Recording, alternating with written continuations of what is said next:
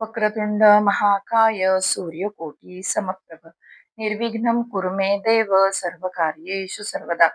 गुरुर्ब्रह्मा गुरुर्विष्णू गुरुर्देवो महेश्वरः गुरुः साक्षात् परब्रह्म तस्मै श्री गुरुवे नमः. ओम नमो नारायणाय. ओम नमो भगवते वासुदेवाय.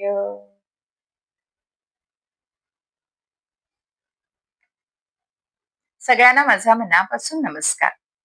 कालच्या भागामध्ये आपण बघितले भगवंतांच्या 24 अवतारातला तिसरा आणि चौथा अवतार आपण बघितला. आज आपण बघणार आहोत भगवंतांचा 5वा अवतार. 24 अवतारातला 5वा अवतार आपण बघणार आहोत. भगवान कपिल मुनी. भगवान कपिल मुनी यांच्याविषयी सविस्तर माहिती आज आपण जाणून घ्यायचा प्रयत्न करणार आहोत. भगवान कपिलांचा अवतार हा भगवंतांच्या काही अवतारासारखा शत्रूचा नाश करण्यासाठी किंवा धर्मयुद्ध लढण्यासाठी झालेला नव्हता. तर भगवान कपिलांचा अवतार हा मानव जातीला आत्मज्ञान, वैराग्य आणि मोक्षाचा मार्ग दाखवण्यासाठी झालेला होता. म्हणूनच भगवंतांच्या या अवताराला, भगवान विष्णूंच्या या अवताराला ज्ञान अवतार म्हणून संबोधले जाते. श्रीमद भागवत महापुराणाच्या 3ऱ्या स्कंधामध्ये यांच्या भगवान कपिल मुनींच्या या अवताराचे अतिशय सुंदर वर्णन केलेले आहे. एवढेच नव्हे तर भगवद्गीतेमध्ये देखील भगवान श्रीकृष्ण म्हणतात की सगळ्या सिद्ध पुरुषांमध्ये मी कपिल आहे. यावरूनच भगवान कपिल मुनींचे स्थान किती श्रेष्ठ आहे हे आपल्याला समजून येते. ब्रह्मदेवांचे अनेक मानसपुत्र होते.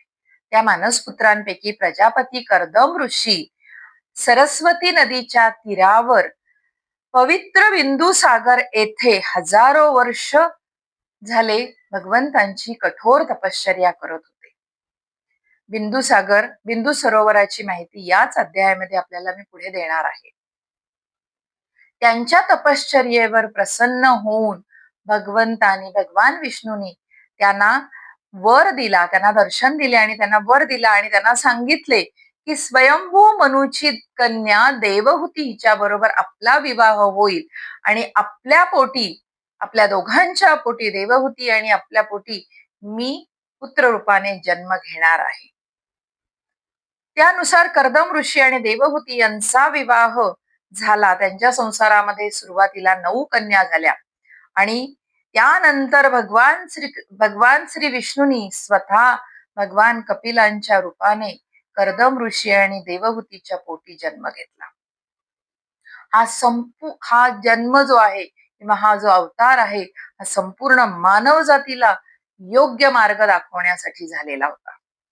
लहानपणापासूनच कपिल मुनी अत्यंत तेजस्वी, ज्ञानी, शांत आणि सर्वज्ञ होते. त्यांना शिक्षणाची गरजच पडली नाही. प्रत्यक्ष परमेश्वराला काय शिकवायची गरज पडणार? परमेश्वर म्हणजेच सगळं शिक्षण असतं. त्यामुळे त्यांना कुठे गुरुकुलामध्ये जाऊन वगैरे शिक्षण घेण्याची कधीही गरज पडली नाही. ते स्वतः परमात्म्याचे अवतार होते. योग्य वेळ येताच कर्दम ऋषींनी आपल्या पुत्राला प्रणाम केला. पुत्राला प्रणाम का केला? तर कर्दम ऋषींना माहित होते कधीही कुठला पिता आपल्या मुलाला नमस्कार करत नसतो. पण इथे कर्दम ऋषींना माहित होते की आपल्या पोटी प्रत्यक्ष भगवंत जन्माला आलेले आहेत, प्रत्यक्ष भगवान विष्णू जन्माला आलेले आहेत कपिल मुनीच्या रूपाने. म्हणून त्यांनी कपिल मुनींना नमस्कार केला, प्रणाम केला आणि त्यांनी संन्यास स्वीकारून ते वनामध्ये तपश्चर्येसाठी निघून गेले. देवहूती माता आपल्या पुत्राबरोबर राहत होत्या. एका राजाची मुलगी राजकन्या असल्यामुळे त्या ऐश्वर्यामध्ये वाढलेल्या होत्या. लग्नानंतर त्याही वेळेला त्यांच्या मनामध्ये अशांतता होती. आपल्याला मी श्रीमद भागवतामध्ये याचा अर्थ सांगितलेला आहे. हा कपिल मुनीच्या अवताराबद्दल माहिती दिलेली आहे. कपिल मुनी आणि देवहूतीच्या संवादाबद्दल पण आपल्याला बरेचशी माहिती मी आपल्याला सांगितली आहे. त्या पुढील माहिती मी आता आपल्याला या भागामध्ये देत आहे. राजवाड्यातले सुख, वैभव, संसारातलं, लग्न झाल्यानंतर संसारातलं सगळं सुख, ऐश्वर्य मिळूनही माता देवहूतीच्या मनामध्ये अशांतता होती. त्यांना ओढ होती मोक्षाची, त्यांना ज्ञान हवे होते आणि ते ज्ञान त्यांना कोणाकडूनही मिळत नव्हते. शेवटी त्यांनी आपल्या पुत्राला विनंती केली, कपिल मुनींना विनंती केली की बाळा, मला असे ज्ञान दे की ज्यामुळे माझा जन्म मृत्यूचा प्रवास संपेल आणि मला मोक्षाचा मार्ग समजेल. आपण इथे बघू शकता, एक आई आपल्या मुलाला गुरु करत आहे, मुलाकडून ज्ञान मिळवत आहे. कारण आपण नेहमी बघतो की आई ही मुलाची गुरु असते, पहिली गुरु. जन्मल्यानंतर, मूल जन्मल्यापासून आई आपल्या बाळाला शिकवत असते, म्हणून प्रथम गुरुचं स्थान आईला प्राप्त झालेले आहे. आणि नंतर मात्र गुरुकुलातले किंवा शाळेतले शिक्षक हे बाळांचे किंवा मुलांचे दुसरे गुरु असतात, पण पहिली गुरु ही आई असते. पण इथे मात्र प्रत्यक्ष मुलगा आईचा गुरु झालेला आहे आणि आई मुलाची शिष्य बनून मुलाकडून ज्ञान प्राप्त करून घेत आहे. अतिशय सुंदर कथा आहे आणि अतिशय सुंदर उपदेश भगवान कपिल मुनींनी आपल्या आईला केलेला आहे. जो उपदेश भगवान कपिल मुनींनी आईला केलेला आहे तो कपिल गीता आणि देवहूती उपदेश म्हणून प्रसिद्ध आहे. श्रीमद भागवत महापुराणातला हा संवाद भारतीय अध्यात्मामधला सर्वश्रेष्ठ संवाद समजला जातो. कारण कपिल गीता आणि देवहूती उपदेश यामध्ये प्रश्न उत्तरावर आधारित आहे. कारण आईने मुलाला प्रश्न विचारले आणि मुलाने गुरु बनून आईच्या प्रश्नांना उत्तर दिलेली आहे आणि त्यातूनच आईला मोक्षाचा मार्ग दाखवलेला आहे. भगवान कपिलांनी आपल्या मातेला सांगितले की मनुष्याच्या दुःखाचे कारण बाहेर नाहीये, तर ते आत आहे. त्याचे स्वतःचे मन हेच दुःखाचे कारण आहे. सोप्या भाषेमध्ये मी काही उपदेश भगवंतांनी जे केलेले आहेत ते आपल्यासमोर मांडण्याचा प्रयत्न करत आहे. कारण सगळा उपदेश सांगणं थोडस या भागामध्ये अवघड होतं, म्हणून मी महत्वाचे उपदेश सोप्या भाषेत आपल्याला सांगत आहे. मन जर विषय, लोभ, अहंकार, क्रोध आणि मोह याच्यामध्ये अडकले तर ते जीवाला संसाराच्या बंधनात अडकवते. पण तेच मन जर तुम्ही परमेश्वराच्या चरणी समर्पित केले, चांगल्या विचारांनी ते मन भरले, संतांचा सहवास मिळवला आणि भगवंतांचे अखंड नामस्मरण केले, तर तेच मन, जे विकाराने भरलेले मन आहे, तेच मन मनुष्याला मुक्तीकडे घेऊन जाते. किती सोप्या भाषेमध्ये कपिल मुनींनी आपल्या आईला उपदेश केलेला आहे.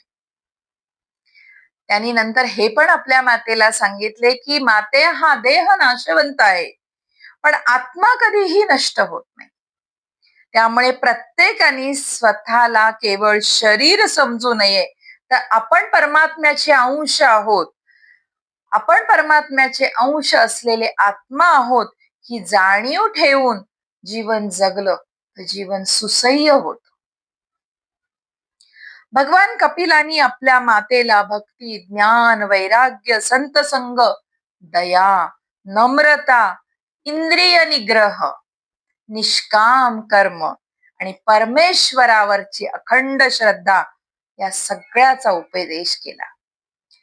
त्यांनी आपल्या मातेला हे पण सांगितले की माते, खरी भक्ती म्हणजे कोणतीही अपेक्षा न ठेवता भगवंतांवर प्रेम करणे. केवढा मोठा अर्थ आहे. आणि कलियुगामध्ये आपण सगळे मानव भगवंतावर कुठली अपेक्षा न ठेवता करत नाही. प्रार्थना देखील आपण करत नाही. आपण एखादी पोथी वाचतो, एखादा जप करतो, एखादा संकल्प करतो, त्याच्याही मागे आपला स्वार्थ असतो.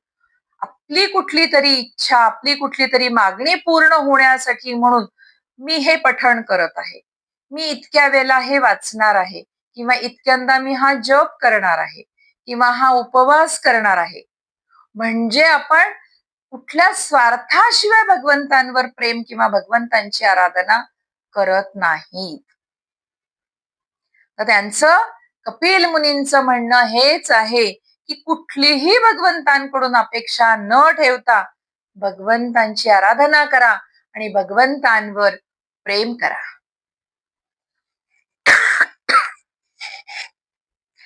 संतांचा सहवास अतिशय महत्वाचा असतो. संत सहवास नेहमी घडावा असे अनादी काळापासून सांगत आलेले आहेत आपल्याला. संत सहवास माणसाचं जीवन बदलतो. संतांचे विचार आपल्या विचारांना बदलून टाकतात. मनावर जर नियंत्रण ठेवले तर आपलं आयुष्य बदलून जातं.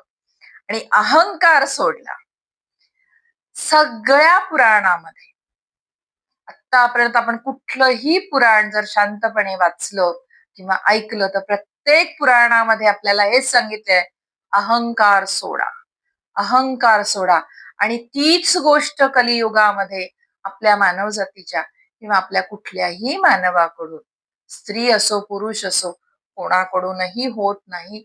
आपण अहंकार सोडू शकत नाही. कपिल मुनींचं हेच सांगणं होतं की अहंकार सोडला की परमेश्वराची अनुभूती यायला लागते. संतांना का परमेश्वराने दर्शन दिलं, तर त्याने अहंकार सोडला. आणि आपल्याला परमेश्वर का दिसत नाही किंवा आपल्याला परमेश्वराची अनुभूती कुठल्या ना कुठल्या रूपाने का होत नाही, तर आपल्या मनातला अहंकार अजून दूर झालेला नाही. कपिल मुनींनी केलेल्या सगळ्या उपदेशाचा सार एकच होता, भगवंतांवर प्रेम करा, निखळ प्रेम करा, मन शुद्ध ठेवा, सगळ्यांशी प्रेमाने वागा. ते तर आपल्याकडून होतच नाही. आणि स्वतःच्या आत्मस्वरूपाची ओळख करून घ्या. माता देवहूतीने हा उपदेश अत्यंत श्रद्धेने ऐकला, त्याचे आचरण केले. बऱ्याच वेळेला काय होतं की आपल्याला उपदेश केला जातो, कुणी ना कुणी आपल्याला उपदेश करतो. आपण तेवढ्या पुरता तो उपदेश ऐकतो.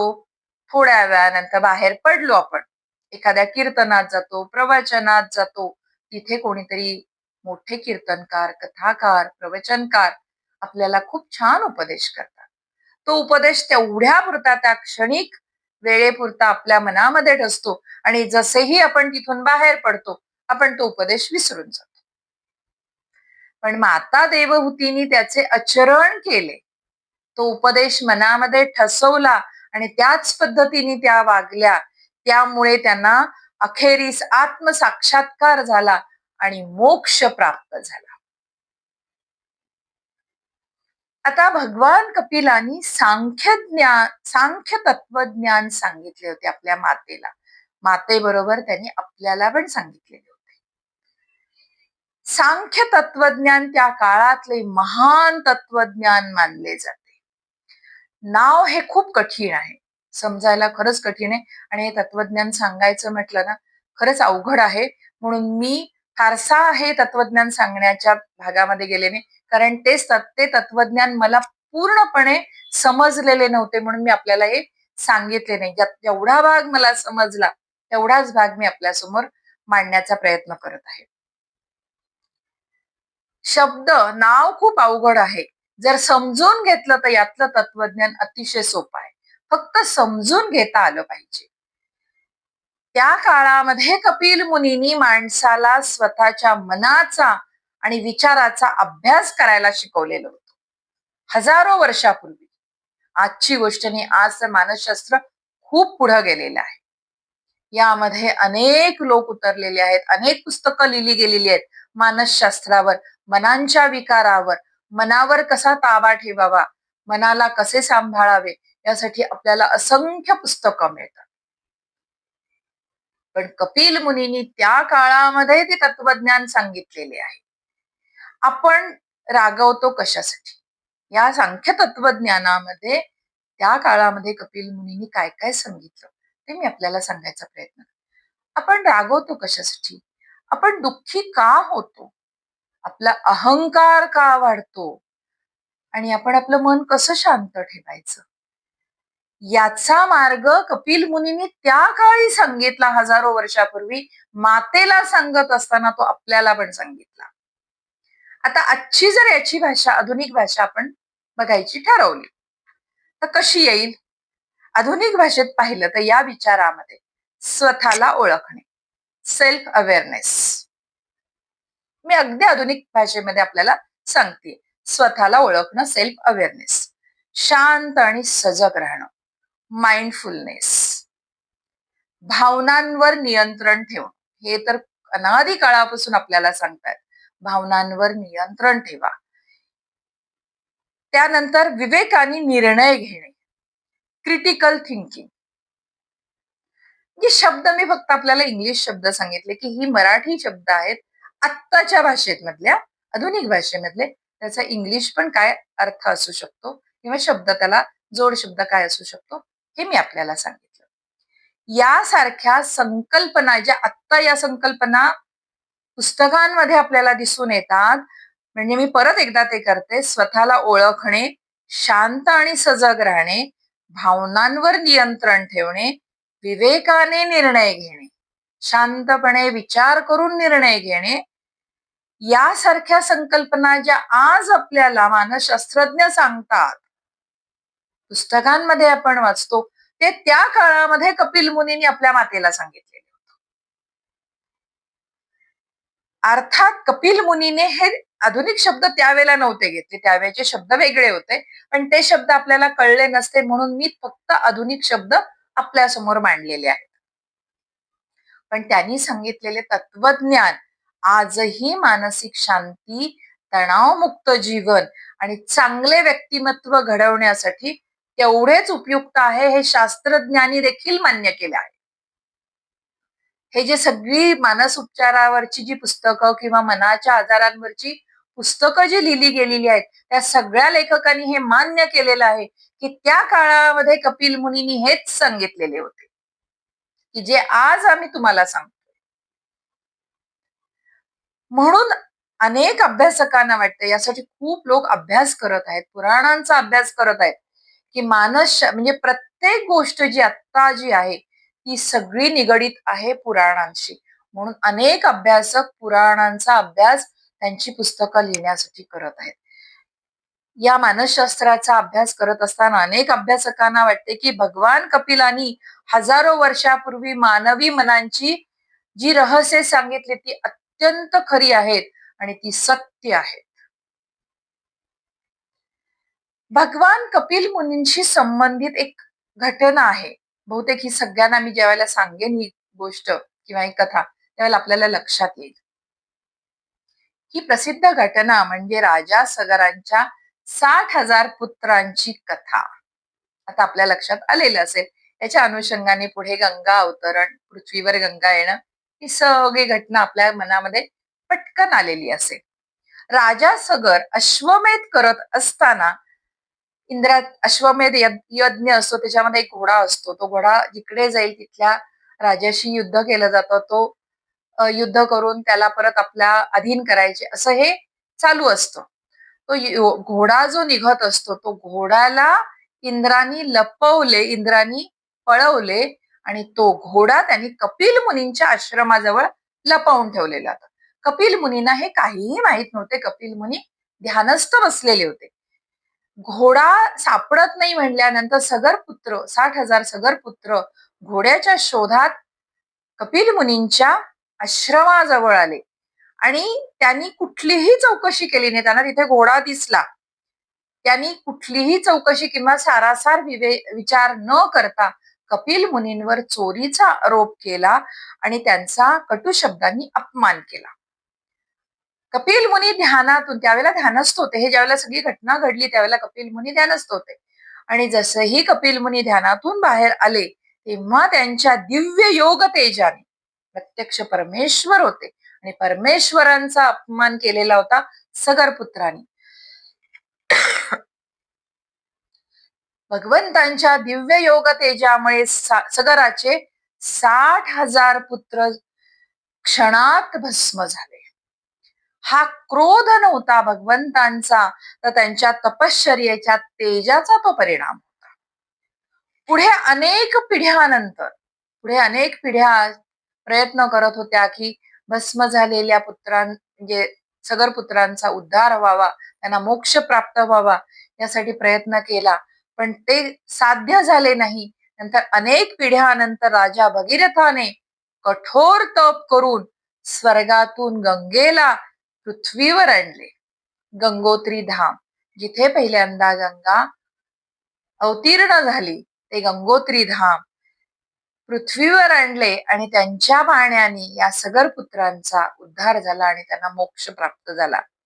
या गंगेच्या पवित्र जलामुळे त्यांना मोक्ष प्राप्त झाला. हीच कथा आहे गंगा अवतरणाची, या सगळ्याशी संबंधित. गंगेच्याबद्दल आपल्याला सगळ्यांना माहिती आहे, गंगेचं पाणी किती पवित्र आहे. आजही शास्त्रज्ञ याच्यावर शोध घेत आहेत की या गंगेच्या पाण्यामध्ये असे औषधी कुठले भाग आहेत की ज्यामुळे असाध्य रोग पण बरे होतात.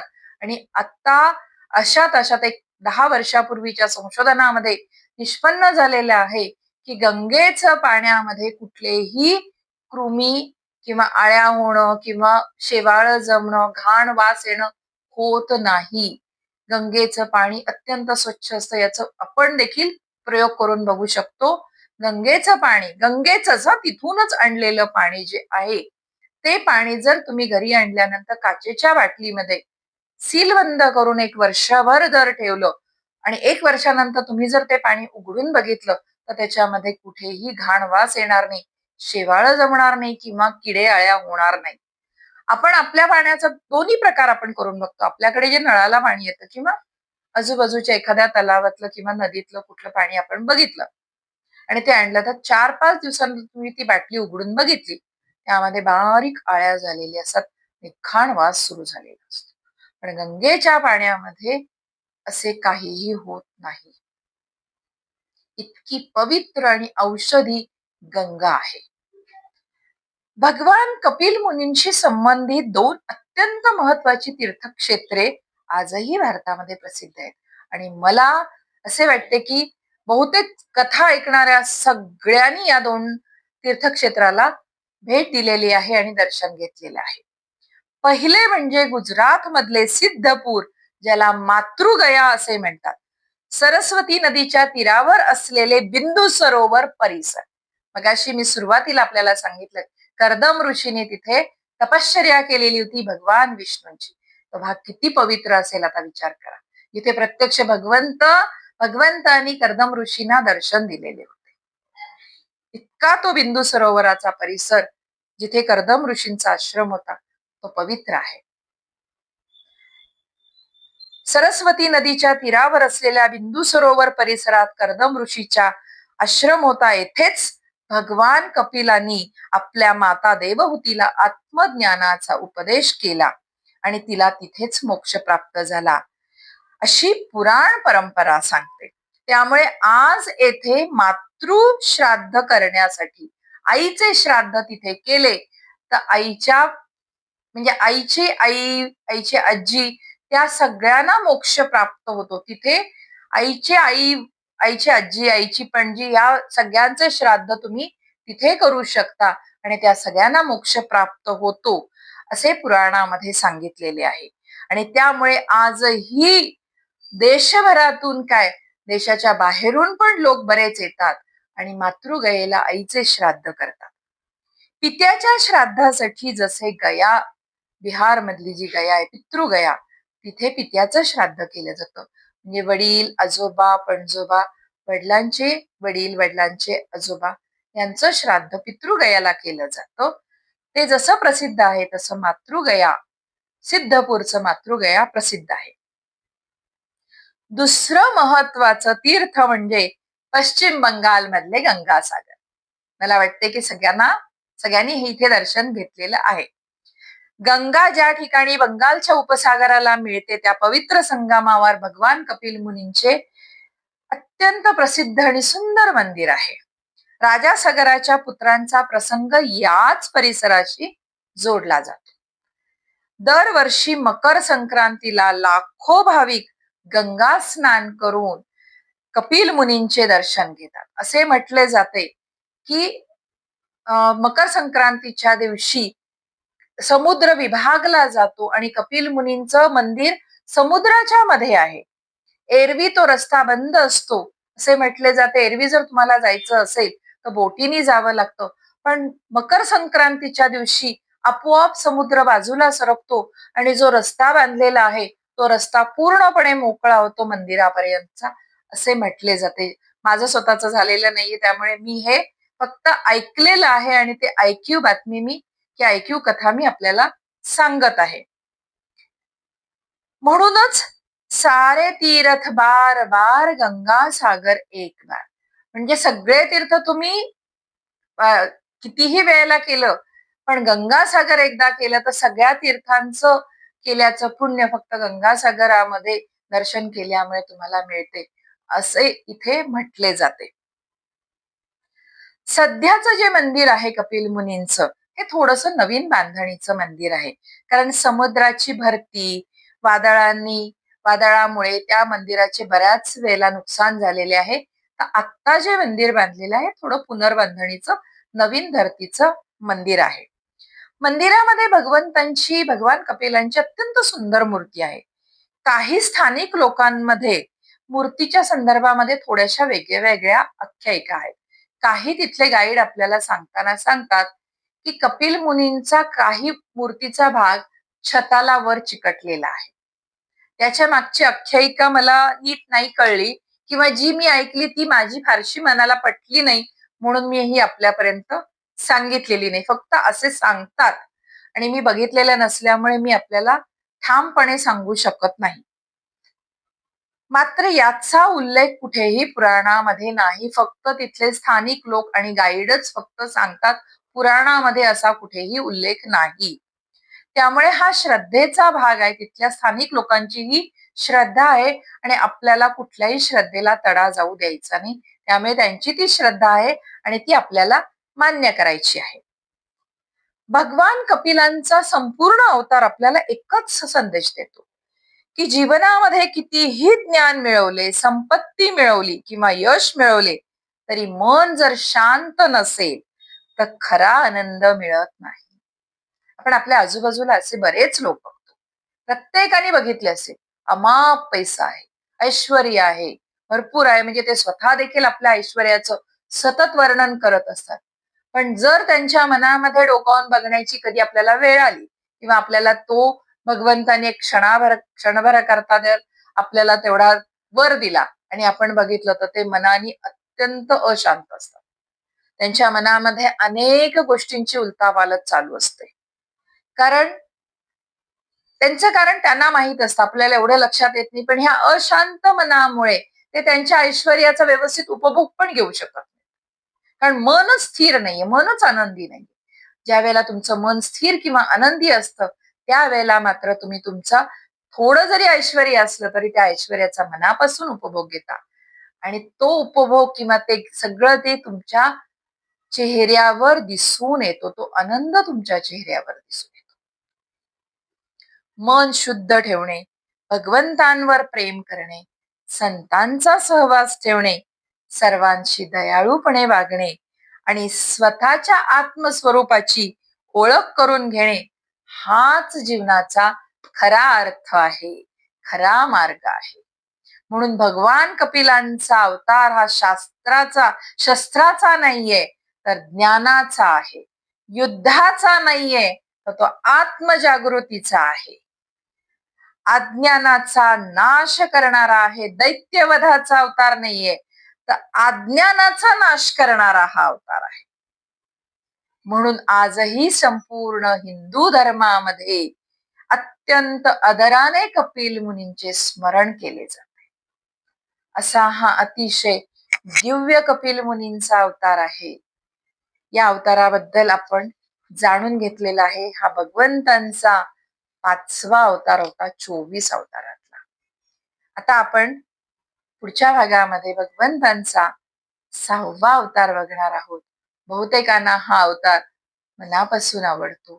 तो अवतार आहे दत्तात्रेय अवतार. तो अवतार आपण नंतर बघूयात. बाकी सगळे श्रीकृष्णार्पणमस्तु. ओम नमो भगवते वासुदेवाय.